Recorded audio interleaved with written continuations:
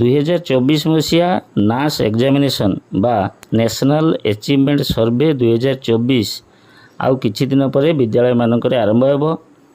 ଏହି ନାସ୍ ପରୀକ୍ଷା ତୃତୀୟ ଶ୍ରେଣୀ, ଷଷ୍ଠ ଶ୍ରେଣୀ ଏବଂ ନବମ ଶ୍ରେଣୀ ପିଲାମାନଙ୍କୁ ନେଇ ଅନୁଷ୍ଠିତ ହେବ।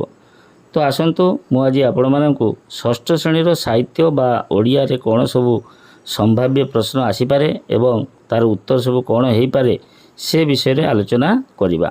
ତ ଭିଡ଼ିଓକୁ ଶେଷ ପର୍ଯ୍ୟନ୍ତ ଦେଖନ୍ତୁ। ନମସ୍କାର, ମୁଁ DKD। ଆପଣମାନେ ଦେଖୁଛନ୍ତି ଆପଣଙ୍କର ପ୍ରିୟ ଚ୍ୟାନେଲ୍ DKD ଅଲୱେଜ୍ ଆପକେ ସାଥ୍। ଏହି ଚ୍ୟାନେଲରେ ଆପଣମାନେ ଏହି ପ୍ରକାର କଣ୍ଟେଣ୍ଟ ସଦାବେଳେ ପାଇବେ। ଯଦି ଚ୍ୟାନେଲକୁ ଆଜି ପର୍ଯ୍ୟନ୍ତ ସବସ୍କ୍ରାଇବ୍ କରିନଥିବେ ତେବେ ଦୟାକରି ଚ୍ୟାନେଲକୁ ସବସ୍କ୍ରାଇବ୍ କରିବେ। ତ ଆସନ୍ତୁ ବର୍ତ୍ତମାନ ଷଷ୍ଠ ଶ୍ରେଣୀର ଅନୁଷ୍ଠିତ ହେବାକୁ ଥିବା ନ୍ୟାସନାଲ୍ ଆଚିଭମେଣ୍ଟ ସର୍ଭେ 2024ର ପସିବୁଲ୍ କ୍ୱେଶ୍ଚନ୍ ଏବଂ ତା'ର ଆନ୍ସର୍ ବିଷୟରେ ସବୁ ଆଲୋଚନା କରିବା। ତ ଦେଖନ୍ତୁ, ଏହା ହେଉଛି ଓଡ଼ିଆର କ୍ଲାସ୍ 6ର ସାମ୍ପଲ୍ କ୍ୱେଶ୍ଚନ୍। ଉପରେ ଲେଖାଯାଇଛି ସାମ୍ପଲ୍ କ୍ୱେଶ୍ଚନ୍ସ ଅନ୍ ନାସ୍ 2024। ତ ପ୍ରଥମେ ଗୋଟେ ଅନୁଚ୍ଛେଦ ରହିଛି, ଦେଖନ୍ତୁ। ସୁସ୍ଥ ଜୀବନ ଏକ ଉନ୍ନତ ଓ ଶାନ୍ତିପୂର୍ଣ୍ଣ ଜୀବନର ଭିତ୍ତିଭୂମି। ଆଧୁନିକ ବିଜ୍ଞାନ ଯୁଗର ଛାତ୍ରଛାତ୍ରୀମାନେ ବୈଜ୍ଞାନିକ ଭାବଧାରା ସହ ଆଧ୍ୟାତ୍ମିକ ଚିନ୍ତନରେ ନିଜକୁ ଅନୁପ୍ରାଣିତ କରିବା ଆବଶ୍ୟକ। ଦୃଢ଼ ଈଶ୍ୱର ବିଶ୍ୱାସ ମନୁଷ୍ୟକୁ ସମସ୍ତ ସମସ୍ୟାରୁ ମୁକ୍ତ ହେବାରେ ସାହାଯ୍ୟ କରିଥାଏ। ଅନେକ ବଡ଼ ଚିକିତ୍ସକଙ୍କ ଅନୁଭୂତି ଅଛି ଯେ ଈଶ୍ୱରଙ୍କ କରୁଣାରୁ ସମୟ ସମୟରେ ସମସ୍ତ ଆଶା ଛାଡ଼ିଥିବା କେତେକ ରୋଗୀ ମଧ୍ୟ ଆଶ୍ଚର୍ଯ୍ୟଜନକ ଭାବରେ ରୋଗମୁକ୍ତ ହୋଇଥାନ୍ତି। ପରମାତ୍ମାଙ୍କ ସହ ସମ୍ବନ୍ଧ ରଖିଲେ ମନ ଶାନ୍ତି ଏବଂ ଶକ୍ତିଶାଳୀ ହୁଏ।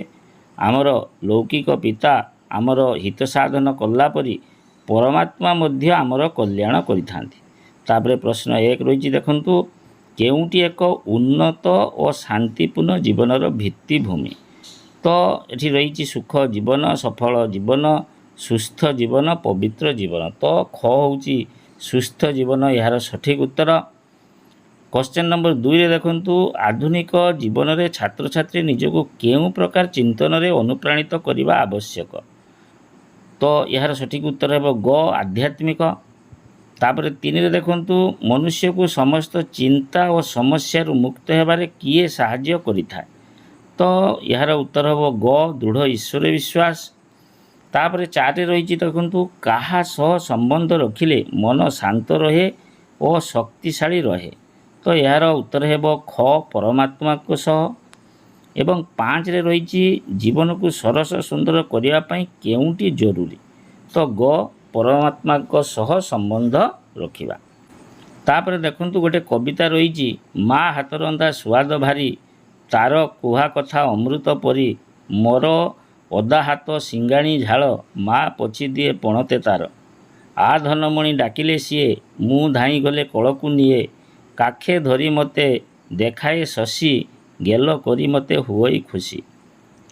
ଧୋ ନାନା ବାୟା ଗୀତଟି ଗାଏ, କାକାନି ଢାଙ୍କି ଶୁଆଇ ଦିଏ, ବଡ଼ ହୋଇ ମା ନାଁ ରଖିବି, ସାରା ଜୀବନ ତା ଖୁସି ଦେଖିବି।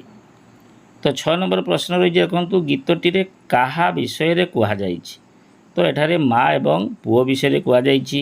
ତ ଖ ହେବାର ସଠିକ୍ ଉତ୍ତର। 7 ନମ୍ବରରେ ଦେଇଛି, ଦେଖନ୍ତୁ। ଧନ ମଣି ପରି ମା ପୁଅକୁ ଆଉ କ'ଣ ସମ୍ବୋଧନ କରନ୍ତି? ତ ଘ ହୃଦ ରତ୍ନହାରା, ଏଇଟା ଘ ହେବ। ତାପରେ ଦେଖନ୍ତୁ 8 ନମ୍ବର, ପିଲାଟି କେଉଁଠାରେ ନିଜକୁ ନିରାପଦ ମଣେ? ତ ମା କୋଳରେ, ତେଣୁ କ ହେବ ଏହାର ସଠିକ୍ ଉତ୍ତର। ତାପରେ ରହିଛି, ଦେଖନ୍ତୁ। 9 ନମ୍ବର, ରାତିରେ ଆକାଶରେ କ'ଣ ଦେଖି ପିଲା ଖୁସି ହୁଏ? ତ ଏହାର ସଠିକ୍ ଉତ୍ତର ହେଉଛି ଖ ଜହ୍ନ। ସେହିପରି 10 ନମ୍ବର ରହିଛି, ବଡ଼ ହୋଇ ମା ନାଁ ରଖିବି, ତାର ଡ୍ୟାସ୍ ପରବର୍ତ୍ତୀ ପଦଟି ପୂରଣ କର। ତ ଏହା ସଠିକ୍ ଉତ୍ତର ହେବ ସାରା ଜୀବନ ତା ଖୁସି ଦେଖିବି। ତ ଗ ହେଉଛି ଏହାର ସଠିକ୍ ଉତ୍ତର। ତାପରେ 11 ନମ୍ବର ଦେଖନ୍ତୁ, ଚୋରଟି ଉଲ୍କା ବେଗରେ ଧାଇଁ କୁଆଡ଼େ ଅଦୃଶ୍ୟ ହୋଇଗଲା। ଏଠାରେ ଉଲ୍କା ବେଗରେ କହିଲେ କ'ଣ ବୁଝ? ତ ଘ ଦ୍ରୁତ ଗତିରେ ଗତି କରିବା, ତେଣୁ ଘ ହେବ ଏହାର ସଠିକ୍ ଉତ୍ତର। ତାପରେ 12 ନମ୍ବର ଦେଖନ୍ତୁ, ନିମ୍ନୋକ୍ତ କେଉଁ ବିଶେଷଣ ପଦଟି କର୍ତ୍ତବ୍ୟ ପୂର୍ବରୁ ଲାଗିପାରିବ ନାହିଁ? ତ ଏହାର ସଠିକ୍ ଉତ୍ତର ହେବ କ ଏକାନ୍ତ। ତାପରେ 13 ନମ୍ବର ଦେଖନ୍ତୁ, ସୀତା ମାଠିଆରେ ପାଣି ଆଣିବା ପାଇଁ ନଦୀକୁ ଗଲା। ଏଠାରେ ସୀତା କେଉଁ ପୁରୁଷ? तो तृतीय पुरुष ग रहिब तार सठिक उत्तर। तो 14 नंबर देखंतु निम्नोक्त केउं शब्दटी बक बक शब्द भली अटे। तो क रे रही रिमझिम, ख रे रही छम छम, ग रे रही चकचक एवं घ रे रही कुमकुम। तो ग हेब यार सठिक उत्तर। तापरे 15 नंबर देखंतु केउंटी एक कृषि भित्तिक पर्व नुहे। तो क रे रही अक्षय तृतीया, ख रे रही नुआखाई, ग रे रही दशहरा, घ रे रही रज पर्व। तो कृषि भित्तिक पर्व नुहे, तेणु एठारे उत्तर हेब ग, सठिक उत्तर हेब ग। तो क्लास 6 रो ओडिया सेट ए रे एटा जो सैंपल क्वेश्चन थिला मु आपण मानकु कहिली 15टी प्रश्न रही एवं यार सठिक उत्तर मध्य मु आपण मानकु कहिदेली। आशा करूची भिडियोटी निश्चित भाव में आपको भल लगी। जदि भिडियोटी आपको भल लगी था तेबे याको लाइक एवं शेयर करेंगे।